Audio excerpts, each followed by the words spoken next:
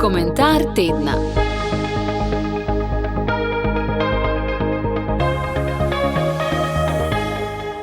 Današnji komentar pod naslovom Dan spomina na žrtve vseh totalitarnih sistemov je pripravil akademik dr. Janez Juhant.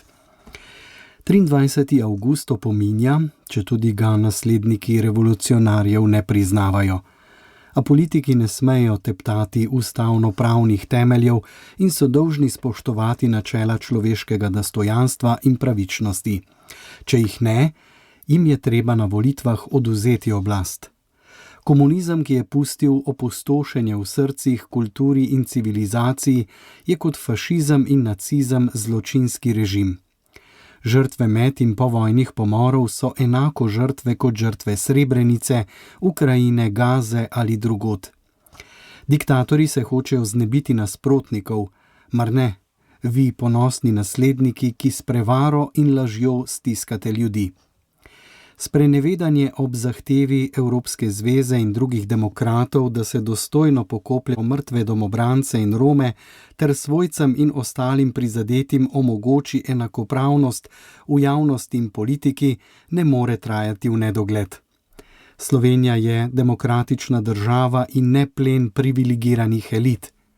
Ki je, spoštovani obe predsednici in premier, ob zavzetosti za begunce, vaš čut za domače ljudi, posebej svojce žrtev, ki ne morejo pokopati svojih najdražjih.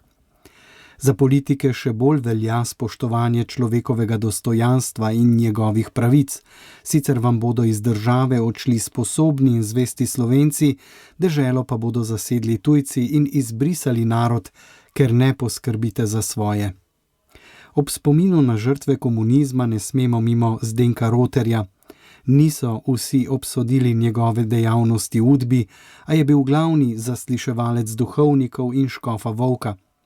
Pričevalci vedo, da je bil bolj prefinjen od Mitja Ribičiča, ki naj bi kar hodil po škofu Volku, ko sta ga v nočnih urah skoraj vsak dan zasliševala. Roterjeva žena mi je nekoč celo poočitala, kako smo v cerkvi nehvaležni do njenega moža, ki je toliko dobrega storil za cerkev. Kaj naj bi bilo to dobro, nisem zvedel. Njega pa sem vprašal za posmrtne ostanke med vojno pobitih komunističnih žrtev Erlicha, Natlačena in drugih, ki so jih januarja 1946 po nalogu partije nemški ujetniki morali izkopati iz žalskih grobov, ter so jih nato ukazali odpeljati neznano kam.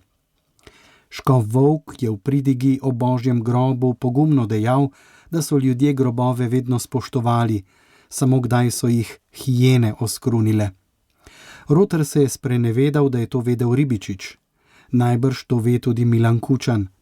Če bi spregovoril, bi izstopil iz laži ter nam odkril marsikaj o kruti resničnosti komunistične preteklosti, ki jo je dejavno sooblikoval, kar bi bil pravi korak k spravi za vse. Ob odlikovanju Roterja leta 2002 sem na posvetu pri predsedniku Drnovšku v Kučanovi navzočnosti in navzočnosti drugih vplivnežev dejal, da je težko govoriti o etiki, če predsednik demokratične države odlikuje vidnega člana Udbe, ki je izvajala nasilje nad ljudmi. V dvorani je nastala smrtna tišina. Drnovšek kot vodja posveta pa je začel potem precej negotovo govoriti o neprimernosti mojega nastopa, kar je vidno na posnetku, o tem se je razpisal pokojni Danilo Slivnik. Klanjateljem komunističnih diktatorjev bo v poduk dokumentarno pisanje Dimitrija Želevskega Otok brez milosti. Medvojni in povojni teror so komunisti nadaljevali z duhovniškimi, dahovskimi in drugimi procesi, s taborišči in umori. Sledil je leta 1948 množični obračun Tita, Rankoviča, Kardelja, Džilasa z Inform Birojevci. Nad 3500 vojaškimi in okoli 15.000 civilnimi osebami, funkcionarji, oficirji, borci proti okupatorju in javnimi delavci. Predani komunisti so bili obsojeni na strahotna mučenja in zatiranje na Golem otoku, Svetem Grgurju, v Gradiški in Bileči. Kar do 20 let. Želevski na 12, odsedel je 5. Komunistična partija Jugoslavije je dobila z resolucijo Informbiroja čudovito priložnost, da obračuna z vsemi, ki se nismo strinjali z njeno politiko. Med njimi tudi nekaj takimi, ki so sodelovali pri povojnih pomorih političnih nasprotnikov. Kardelj je predlagal in CK s Titom na čelu potrdil Goli otok in Sveti Grgur kot primerni mučilnici za zapornike na kamnitem soncu in mrazu brez možnosti, da pobegnejo. Poslali so jim še izbrane mučitelje, partijske plačence, ki so jih imeli v šahu zaradi deliktov, nekaj jih je nato napravilo samomor. Njihova naloga je bila do skrajnosti maltretirati oziroma prevzgajati taboriščnike. Želevski še pove, kako so titoisti presegli metode zatiranja Mussolinijevih, Hitlerjevih taborišč in Stalinovih gulagov. Seznam imen in podrobni opis dogodkov govorita o nečloveškem položaju jetnikov, ki so na mrazu in soncu morali lomiti in nositi kamenje, izpostavljeni mučenju, zaničevanju in prevzgoji, bili številke, ki so jim jih dali ob aretaciji. Kljub brezupnosti je večina solidarno ohranjala človeški obraz in upanje, kljubovala zatiralskemu režimu in rabljem. Žene pa so bile zaničevane, nekatere so zaprli, otroci so rasli brez očetov. Želevskemu se je med preiskovalnim zaporom rodila hči.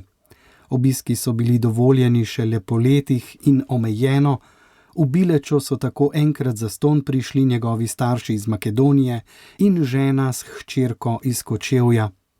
Ob izpustitvi je moral podpisati, da je ta leta kmetoval, ni pa hotel podpisati sodelovanja z Udbo. Zaključuje, da je to 20. stoletje rodilo troje pošasti: fašizem, stalinizem in titoizem.